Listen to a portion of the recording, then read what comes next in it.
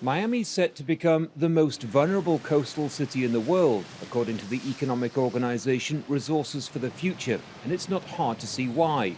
The city faces a constant barrage of storm surges, coastal flooding, and rising sea levels that, if not addressed, threaten its future.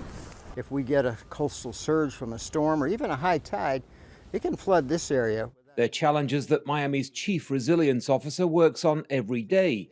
Dozens of projects have already been completed, but the challenges are huge. It's an evolution in the way we occupy this land and how we deal with the water, making room for water that, we didn't think was going to be up on the land. I think we'll be here. I just don't think we'll look the same.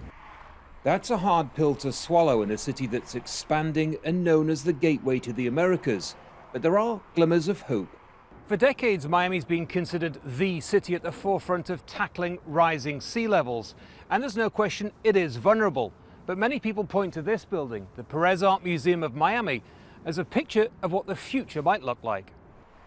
Sitting over 3 meters higher than current storm surge requirements, the museum incorporates the latest in porous materials, water management techniques, and drainage. Okay, well, this is fun. Let's do more of it. Despite the cost of construction at well over $100 million, it's an example of what can be done. We knew exactly where this building was going to be. We wanted to make sure it was here forever. And it starts right there. What are the needs of an art museum, but what are the needs when you are on the water in Miami, Florida?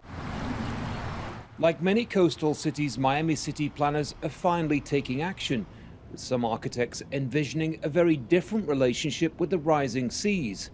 Designs like this may be revolutionary, but experts say the alternative is unthinkable. We have an opportunity, hopefully, to innovate and to think of ways that we could live with water and still not have to pack and go, right? Because, displacing 6 million people, in an urban area is no easy task. The challenges and the costs involved are monumental.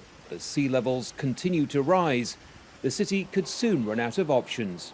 Andy Gallacher, Jazeera, Miami, Florida.